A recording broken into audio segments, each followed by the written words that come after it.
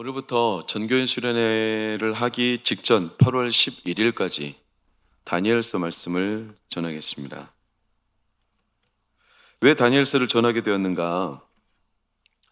배경 설명이 좀 필요한데 그냥 제가 원해서 전하는 게 아니고 스토리가 좀 있는데 한 구절에서 출발했습니다. 에스겔 14장 14절에 제가 말씀을 매일 아침 묵상하는데 재작년 40일 철야를 준비하기 직전 재작년에 이 말씀을 묵상하다가 하나님이 많이 마음에 깨우침을 주셨습니다. 그냥 간단하게 종말의 때 하나님께서 반드시 이 땅에 하나님의 순전한 심판이 있지만 그때라도 노아, 다니엘, 욥 이런 사람은 하나님께서 구원하시리라. 선명한 에스겔에게 주셨던 말씀. 여기서는 저는 노아와 다니엘, 욥 어떤 공통점이 있는지는 모르지만 여기에 인물에 집중하기 시작했습니다. 기근이나 전염병에서도 이들을 구원하시리라. 그래서 제가 돌아보니까 저희 교회가 이미 노아의 방주를 준비하라, 준공하라, 노아처럼 준행하라. 그러고서 제가 이 에스겔 말씀을 기초로 2년 전에 하나님의 측량이라는 주제로 에스겔 말씀을 전체로 살폈습니다. 그리고 작년에 뭐 했죠?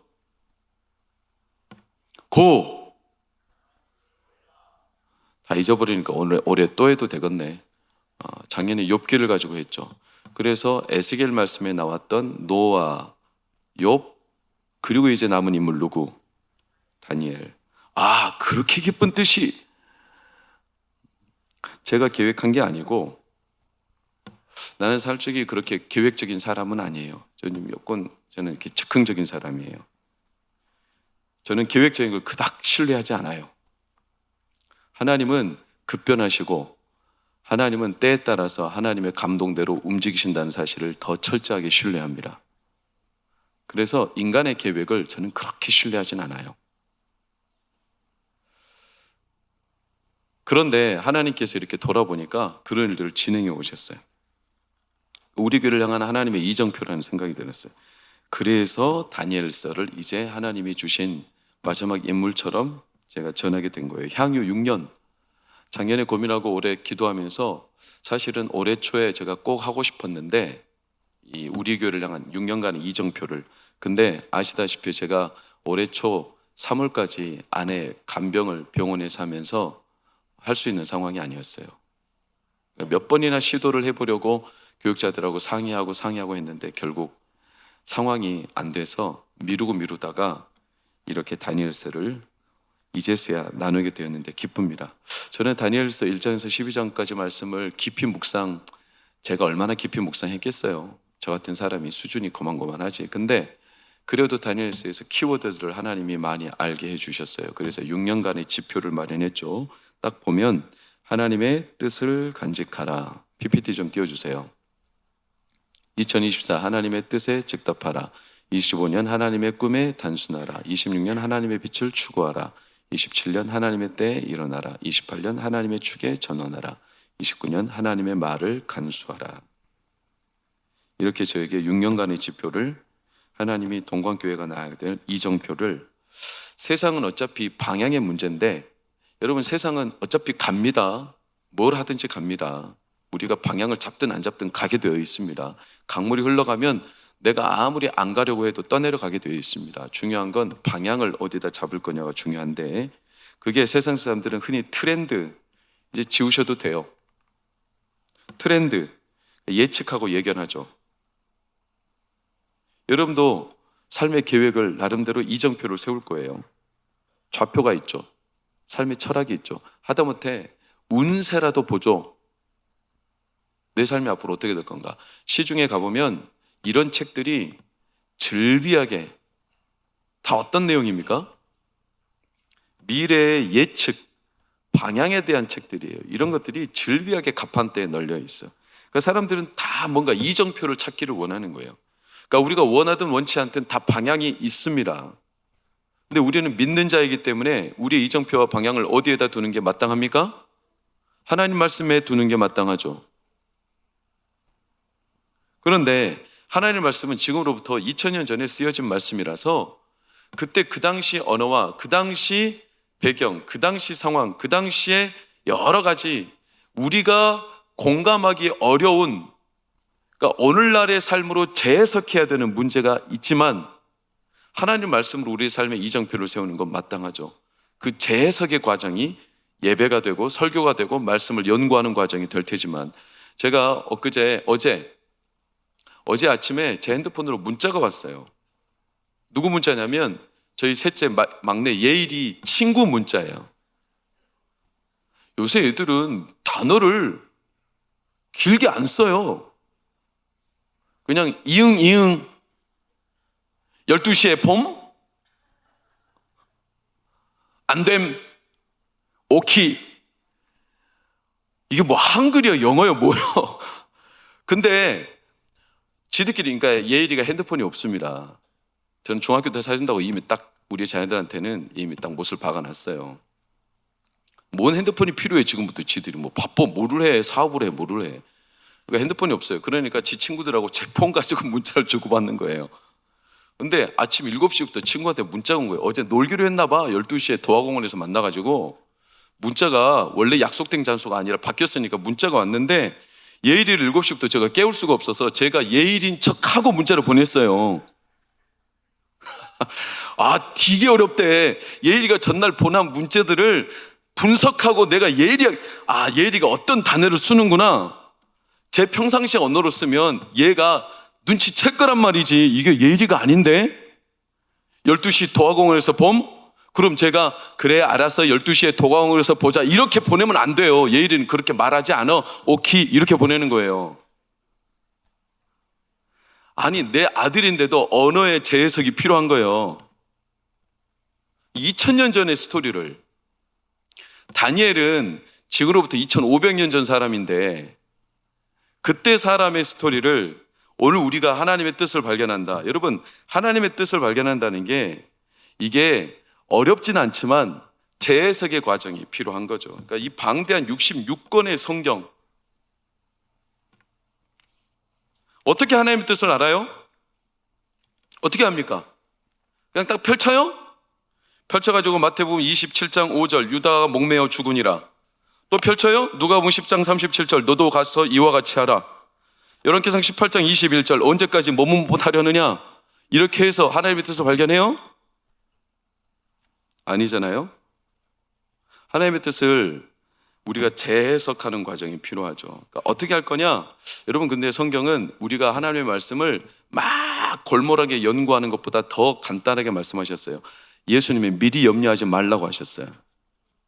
누가복음 12장 12절에 마땅히 할 말을 너희에게 가르치시리라. 더 놀라운 거 요한복음 14장 26절을 보면 모든 것을 생각나게 하시리라. 할렐루야. 그러니까 우리는 하나님 앞에 내 뜻을 세우는 게 중요한 게 아니라 내가 뭔가를 개발하기 위해서 소위 말하는 입지, 뜻을 세운다는 뜻이잖아요. 내 뜻을 세우는 거 나쁘다고 말씀드리는 게 아니에요. 그게 우선이 아니라 우리는 하나님의 입을 주목해야 돼. 여러분, 하나님께 주목해야 되는 거예요. 내 뜻을 세우는 게 우선이 아니에요. 달리 말하면 주파수를 하나님께 잘 맞춰놔야 돼요. 여러분, 수천만 원에 달하는 최첨단 장비가 있어도 주파수가 어긋나면 말이 들려요, 안 들려요? 안 들릴 겁니다. 근데 단돈 10,000원짜리 라디오라도 주파수만 맞으면 말이 들려요, 안 들려요? 들리죠? 내가 얼마나 잘 준비되었느냐, 이것도 중요하지만 더 중요한 건 주파수, 하나님의 말에 주목해야 돼요. 우리가 하나님의 뜻을 모르는 거 아닙니다. 방대한 66권이라고 해서 하나님의 뜻을 우리가 어떻게 알 수 있냐, 이렇게 우리가 오히려 스스로 자기 꾀에 빠질 필요가 없습니다. 하나님의 뜻을 모르는 게 아니에요. 이 자리에 계신 남자분들 저에게 대답해 주세요. 뭐가 더 어렵습니까? 뭘 더 알기 어렵습니까? 남자분들 대답하세요. 하나님의 뜻, 아내의 뜻. 김희철 집사님. 네, 아내의 뜻. 김희은 권사님 참고하십시오.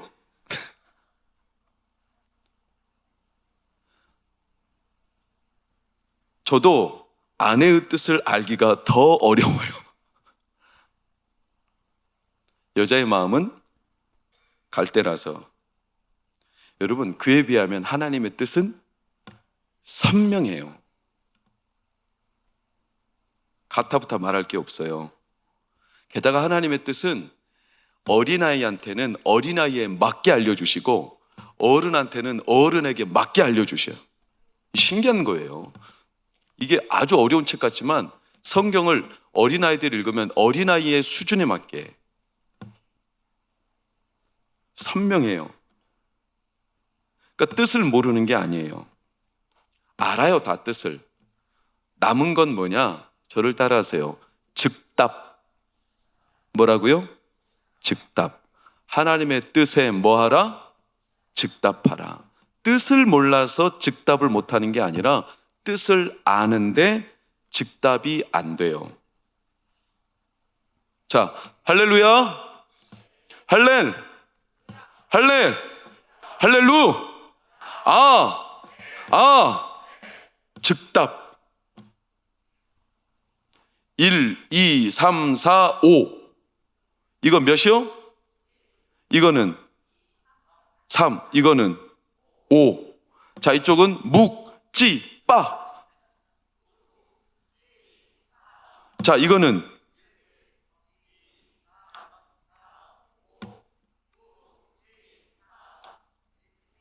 5.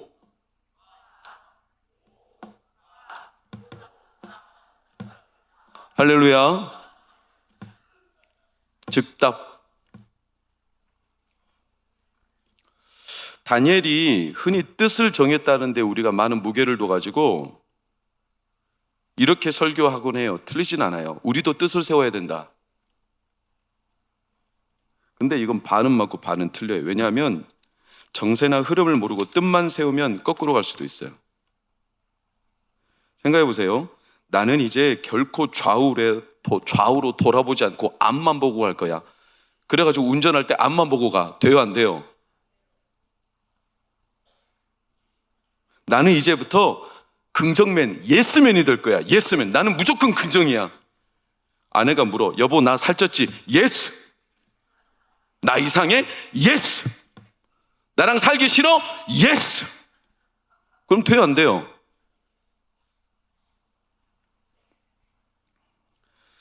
어디에 세우느냐가 훨씬 중요해요. 여러분, 송전탑을 세우고 그리고 전파 수신탑을 세우고 관측탑을 세우는 거 어디다 세울 거냐? 세우는 것보다 더 중요한 건 어디다 세울 거냐? 여러분, 송전탑을 아무 데나 세우면 큰일 납니다. 그 수만 볼트의 전류가 송전탑에 흘러갈 때 사람은 인체에 미치는 영향이 지대하게 큽니다. 그래서 송전탑은 아무 데다 세우는 거 아니에요. 무조건 세운다고 잘 되는 게 아니에요. 뜻을 세워라. 다니엘이 뜻을 세웠다. 우리도 뜻을 세우자. 말이 좋아 굉장히 자기 개발처럼 들리지만 뜻을 세우는 것보다 훨씬 중요한 것은 하나님이 어떻게 우리를 이끌으시냐 그의 말에 주목해야 돼요. 여러분, 다니엘이 뜻을 세웠습니다. 8절에 우리가 잘 아는 대로 다니엘이 뜻을 정하였다. 다니엘이 이때의 상황이 어떤 상황이었을까? 그 정세를 봐야 돼요. 1절 2절을 보면 1절 2절 유다왕 요야김 거의 마지막 때예요. 바벨론 왕 느부갓네살이 예루살렘에 이르러 성을 에워쌌다. 요야김과 하나님의 저 그릇 얼마를 어디로 가져갔다? 바벨론 땅으로 다 가져갔다. 거의 다 몽땅. 그러니까 요야김은 섭정왕이었어요. 바벨론 왕이 세운 허수아비죠. 그러니까 모든 노획물이 돼서 다 끌려갔어요. 요야김도 끌려가요. 3절 5절 보니까 끌려간 이유가 왕족과 귀족 그 가운데 다니엘과 세 친구 하나냐 미사엘 아사랴 이런 사람들을 데려가서 이 사람들은 뛰어나요. 신변도 그리고 이 사람들의 지적인 능력도 이 사람들의 외모도 그래가지고 이 사람들을 따로 데려간 이유는 바벨론 왕궁에서 주요 요직에 세워 일꾼으로 부려먹을 참이에요. 그래서 어떻게 합니까? 5절을 보면 그들에게 모든 걸 지정하여 음식도 주죠. 그리고 왕궁에서 바쳐진 음식은 바벨론 신전에 바쳐진 음식이었죠. 그런 음식, 포도주 그리고 3년을 길렀어요. 그래가지고 마지막 빨간색 누구 앞에 선다? 바벨론 느부갓네살 왕 앞에 세우는 게 목적이에요. 그러니까 이들의 이름도 바꿨어. 다니엘은 벨드사살, 하나님 미사엘 아사랴는 사드락 메삭 아벳느고 다 어떤 이름이냐면 바벨론식 이름이죠. 바벨론식 이름이라는 것은 바벨론 종교의 색채가 뚜렷하게 들어가 있어요.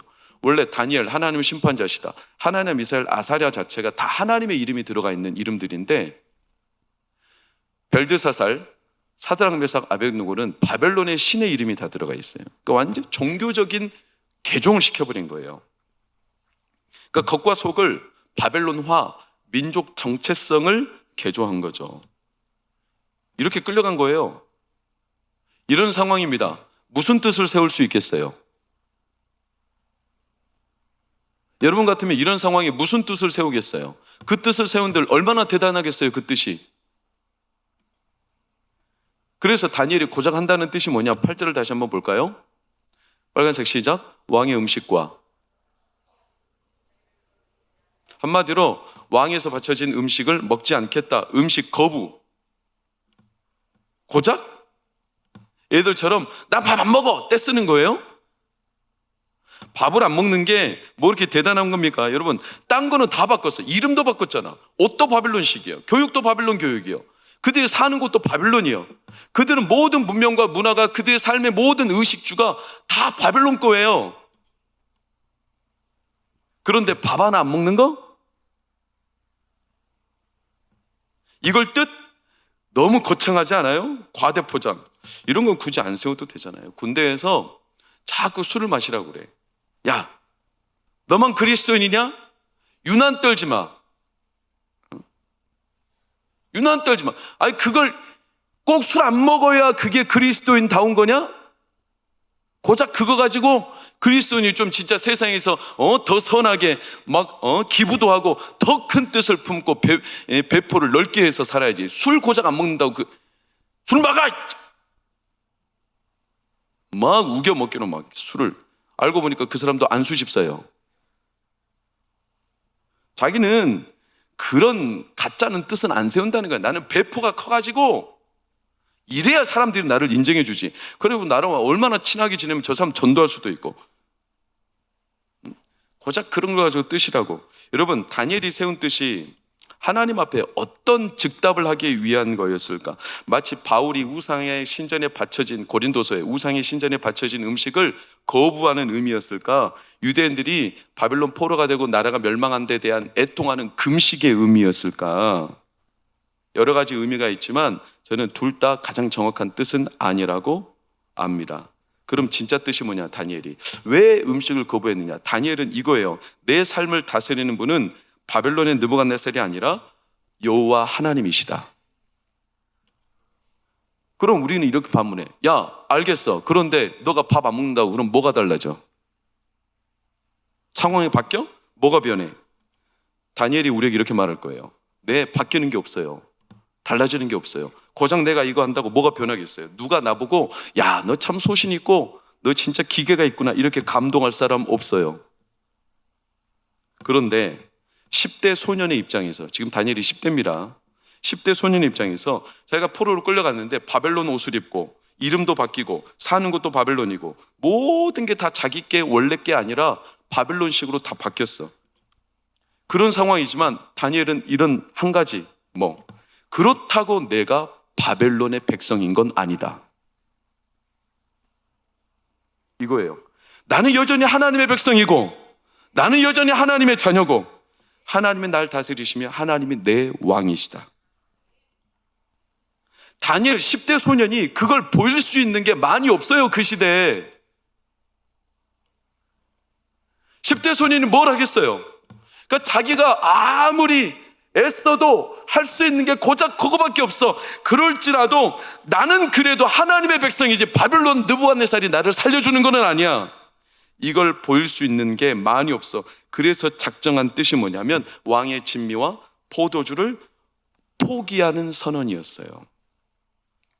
주변에서는 비아냥됩니다. 어차피 그렇게 해봤자 네가 뭘 바꿀 수 있겠어. 야, 그렇게 하면 그냥 개고생이다. 그냥 적응하며 살자. 어차피 안 될 거 뭐 한다고 그렇게 고생하냐? 맞는 말이죠. 그러나 적어도 다니엘과 하나냐, 미사엘, 아사랴에게는 그것이 자기들이 하나님에 대한 즉답이었어요. 유관순 17세 때 옥중에서 죽었어요. 아시죠? 제가 3주 전에 제 아내를 데리고 서대문 형무소에 다녀왔어요. 가니까 태극기가 엄청 큰 게 걸려있더라고. 서대문 형무소를 돌아다니는데 지금으로부터 벌써 몇 년이 지난 거예요. 100년 지났잖아요. 그런데도 저는 막 가슴이 뜨겁더라고. 유관순이 서대문 형무소에 갇혀 있었다는 기록이 있죠. 뭘 할 수 있었겠어요? 내 나라가 조선이고 나는 조선의 딸이고 우리는 일제의 일본의 통치 아래 있지만 그래도 나는 조선 사람이다. 창씨개명 이름 다 바꿔버리고 그리고 모든 교육을 일본말로 해버리고 왕 정신 개조.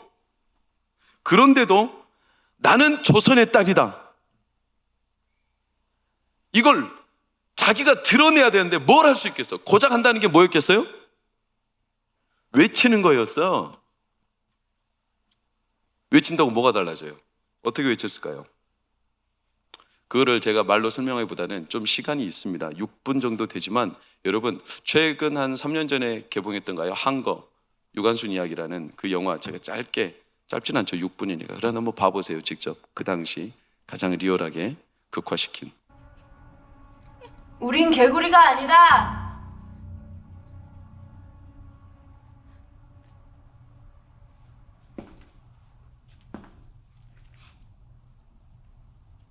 조선인은 일본 말을 할 줄 안다 해도 조선 말을 써. 誰にも向かってお前が主導したのか。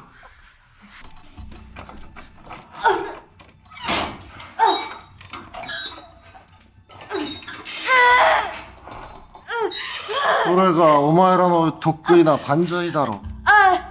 さあ万歳と歌ってみろ。 야, 이 도둑놈들아! 니들 세상에 오래갈 것 같으냐? 石田 정벌을 받을 거다! 죽어봐라, 왜 너!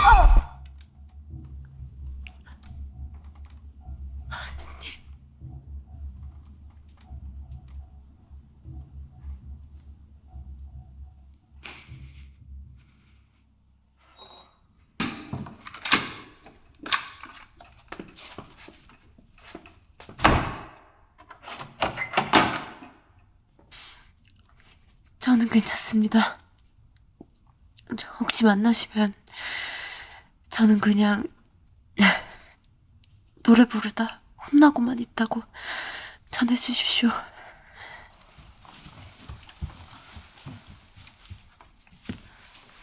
만세 1주년인데 빨래나 하고 있을 순 없잖아요.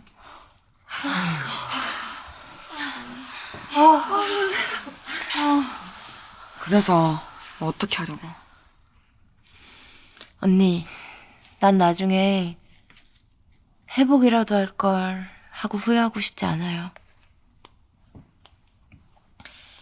이런 짓도 했었다, 이렇게 말할 거예요.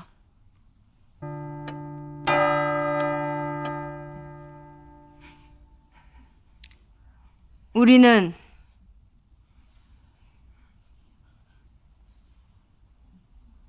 조선이 독립국가이며 조선인이 자주적인 민족임을 선언한다. 인류 평등의 대의를 분명히 하고 이것을 자손만대에 고하여 민족 자존의 정당한 권리를 영유하게 할 것이다. 최후의 1인까지, 최후의 일가까지 민족의 정당한 의지를 기꺼이 발표하라. 모든 행동은 질서를 존중하고 우리의 주장과 태도를 언제든 몇 번이라도 떳떳하게 외쳐라.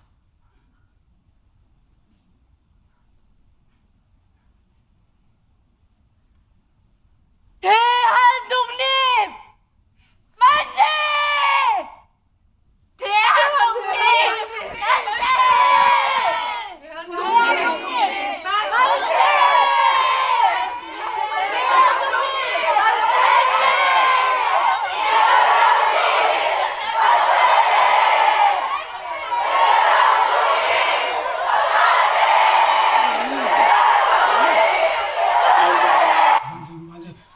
만세!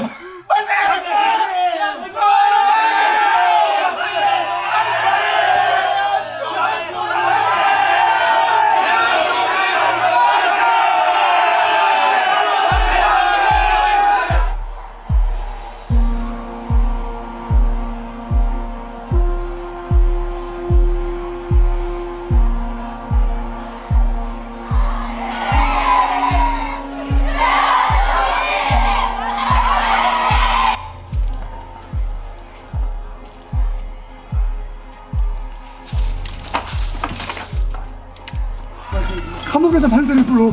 감옥에서 만세를 불러. 감옥에서 만세를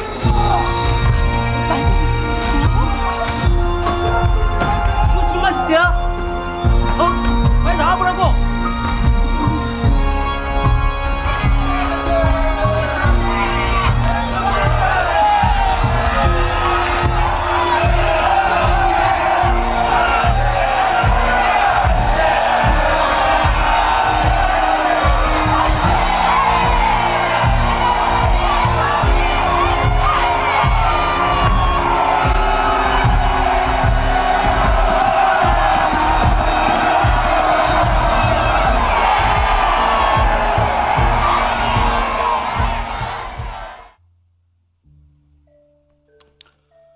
감옥에서 뭘 할 수 있었겠어요?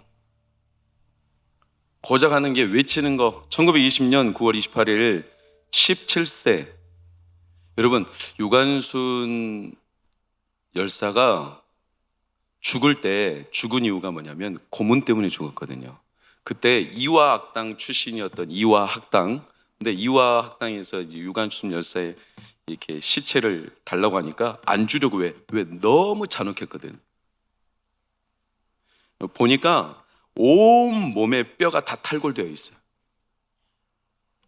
소장, 대장, 간, 폐, 신장, 내부 장기가 싹 다 손상돼서 이제는 먹을 수도 없고 소화도 안 되고, 그래서 말라 비틀어져서 나중에 이렇게 죽은 이유가 장살 그래요. 그게 뭐냐면 헌병들에게, 일본 헌병들에게 맞아 죽었다는 거예요.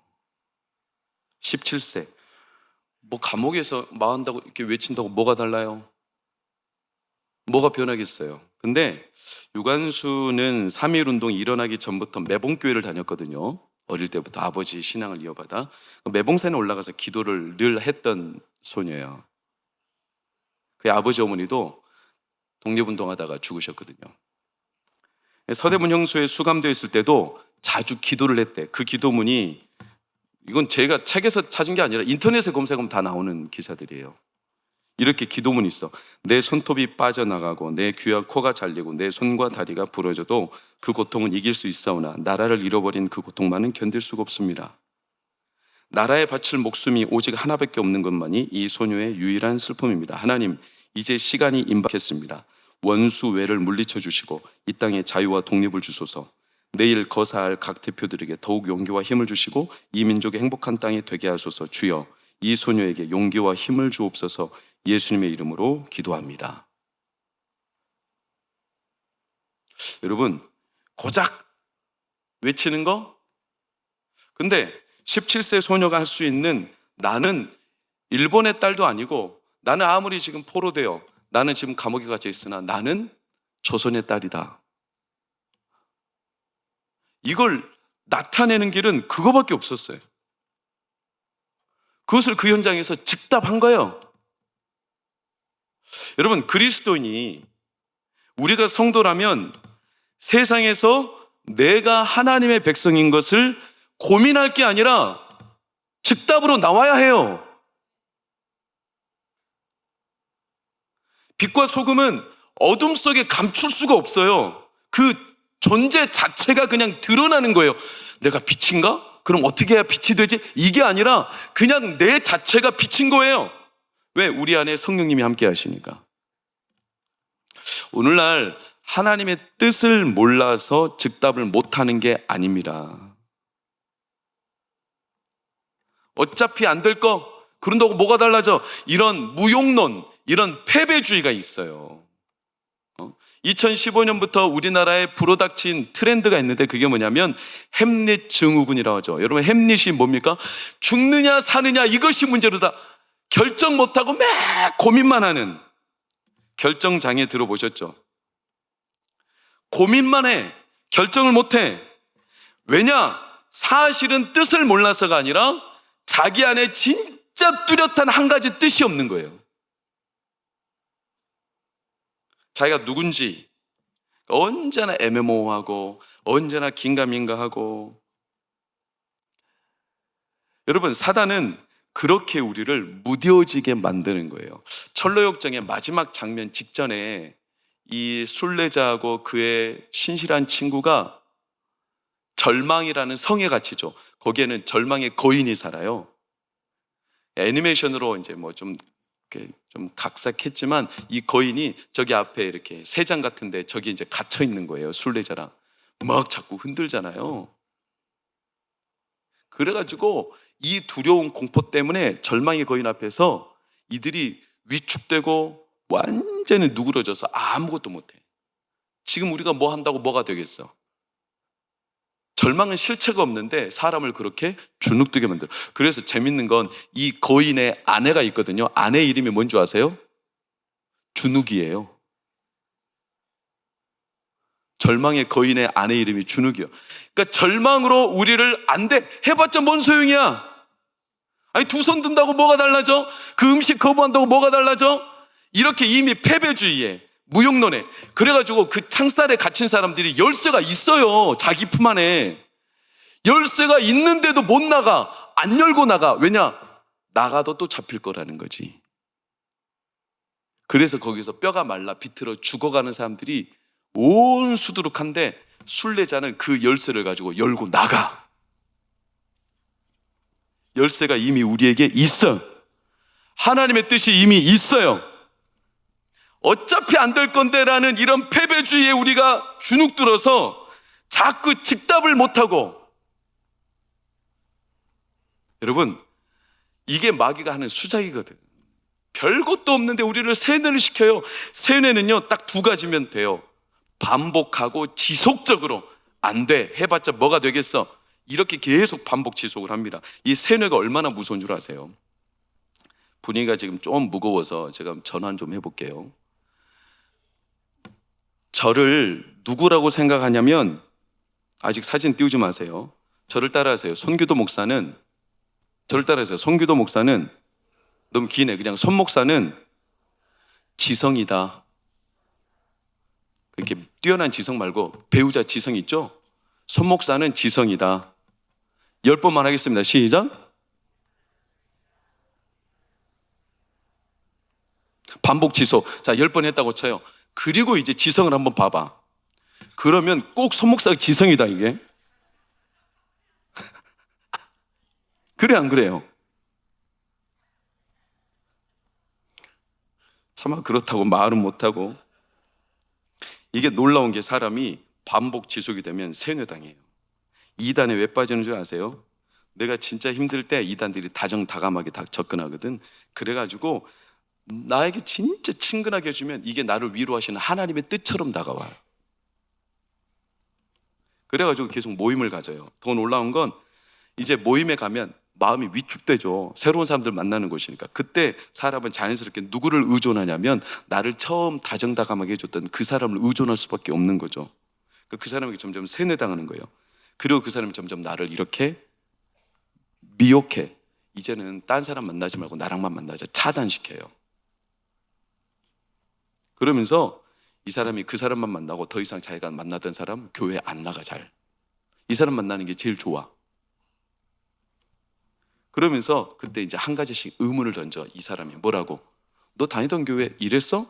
좀 이상하네. 계속 교회의 허점, 교회의 잘못, 이것을 파고들어. 그러면 내 마음에 의심이 싹이 터. 그래가지고 그때부터 그 사람을 따라가게 돼. 놀라운 건 내가 한 번 딱 마음이 꺾여서 그 사람 따라가잖아요. 다시 돌아올 수 있을까요, 없을까요? 없어. 사람이 자존심이라는 게 마음에 뼈대가 있어가지고 내가 한 번 딱 찬성하고 따라가면 다시 마음을 꺾고 반대하고 돌아오는 게 지극히 어려운 일이에요. 세뇌. 마귀가 이 땅을 살 때 하나님의 뜻을 모르는 게 아니에요. 될까? 한다고 뭐가 달라지겠어? 어차피 안 될 거. 그러면서 자꾸 고작 음식 거부한다고 그게 뭔 소용이에요? 감옥에서 대한독립 만세 외친다고 그게 뭔 대수야? 그런데 다니엘은 딱 한 가지, 뭐가 되든 안 되든 변화가 없을지라도 나는 그럴지라도 느부갓네살 왕이 나의 왕이 아니다. 하나님이 나의 왕이시다. 여러분, 그런 측면에서 보면 1절에 여호야김 왕은 왜 바벨론에게 멸망하고 왜 그는 애굽 땅을 의지했을까? 그는 마음에 상처가 있었어요. 여호야김은 자기 아버지가 그 유명한 요시야라는 왕이거든요. 요시야는 다윗보다 더 월등하다라고 할 수 있을 만큼 이스라엘 민족의 부흥을 이루었던 사람이에요. 근데 그 요시야가 나중에 어떻게 죽는 줄 아세요? 그렇게 하나님을 잘 믿었는데 애굽과의 전쟁에서 죽어. 그러니까 여호야김 마음에, 제가 인간적으로 생각해 보면 하나님 잘 믿은들 뭔 소용이야? 하나님 앞에 뜻을 세운다고 뭐가 달라져? 이런 상처와 상심이 여호야김 왕을 하나님으로부터 꺾여버렸을지도 몰라요. 오늘 본문도 마찬가지예요. 3년 동안 바벨론이 음식을 먹이고 이름도 바꾸고 바벨론 옷을 입히고 바벨론 교육을 시켰어요. 그러면서 친숙하게 그들에게 다가가 다니엘, 하나냐, 미사엘, 아사랴한테 이름도 벨드사살, 사드락, 메삭, 아벤느고, 너희들이 바벨론 왕이 입혀주는 거야. 바벨론 왕이 먹여주는 거야. 너희들의 왕은 이제 바벨론의 느부갓네살 그 사람의 군주야. 너희들 바벨론이 너희들 이렇게 위하는 거지. 너희들 다른 포로들을 봐봐라. 다른 포로들은 저기 그 발강가에서 말이야 저렇게 비참하게 너희들처럼 신전에서 나오는 음식이나 먹는 줄 아냐? 너희들은 그래도 귀족이라고 왕족이라고 이렇게 느부갓네살이 너희들을 떠받쳐주고 이 바벨론 내에서 떵떵거리게 바벨론 왕궁에서 요직으로 삼아가지고 앞으로 너희들의 미래를 창창하게 해줄 텐데 너희들이 뜻을 세운다고 뭔 대수가 있냐? 저 포로 시절에 포로에서 비참하게 사는 네 민족, 네 형제들을 좀 봐라. 너희들 저렇게 살고 싶냐? 이렇게 계속 회유, 윽박지르고. 그러니까 바벨론 포로로 끌려갔는데 똑같진 않아요. 다니엘과 세 친구와 남은 포로들이. 그러니까 이 다니엘과 세 친구가 생각할 때는 이게 나쁘지 않아 보여. 이렇게 바벨론이 회유하는 거죠. 넘어갈 듯 넘어갈 듯. 근데 안 넘어가. 왜? 비록 내가 모든 게 다 바벨론으로 바뀌었지만 한 가지 다니엘과 세 친구는 계속 매일매일 즉답하는 거예요. 그게 뭐냐? 나는 그럴지라도 하나님이 내 왕이시다. 그럴지라도 하나님이 나를 먹여 살리신다. 계란으로 바위 치는 것처럼 보여도 계속 되든 안 되든 즉답하고 또 즉답하고 결국 어떻게 되냐? 여러분 5절을 보면 바벨론의 이 계략, 느부갓네살 왕 앞에 세우려고 했던 이 계략 세뇌시키고 온갖 음식과 좋은 양질의 교육과 의복을 입히며 회유시키고 이들을 집어삼켜 버리려 했는데 되려 그럴수록 어떻게 되냐? 17절에서 19절을 보면 하나님이 이 네 소년에게 하나님이 주시고 하나님이 그들을 새롭게 하시고 하나님이 그들을 하여금 깨달아 알게 하시고 느부갓네살 왕 앞에 세웠는데 정작 이들은 누구 앞에 섰냐면 느부갓네살 왕 앞에 선 게 아니라 하나님 앞에 섰어요. 그래서 의미심장한 건 이름이 바뀌었는데 19절은 이름을 뭐라고 소개합니까? 시작! 다니엘과 하나냐와 미사엘과 아사랴와 같은 이름이 이미 바뀐 지 3년이 지났는데도 하나님은 그들을 지키고 계셔요. 그래서 9절을 보면 하나님이 은혜와 긍휼을 얻게 하셨다. 진짜 중요한 게 뭐냐? 2절을 마지막으로 볼까요? 주께서 모든 멸망 시기에 그 바벨론으로 끌려가는 것들을 느부갓네살이 유다 민족을 멸망시켜 끌고 간 게 아니라 놀라운 것은 주께서 뭐 하셨다? 넘기셨다. 이 확신이 다니엘과 친구들에게는 있었어요. 바벨론이 지금 다스리는 듯 보여도 진짜는 따로 있는데 하나님이 잠시 넘기셨을 뿐, 하나님이 잠시 이스라엘 민족을 바벨론에게 맡기셨을 뿐, 여전히 진짜 왕은 누구시다? 하나님이시다. 반드시 그 왕이 되찾아오신다. 이걸 우리에게 지금 도전하는 겁니다. 너는 도대체 누구냐? 즉답하라는 겁니다. 나에게, 여러분에게.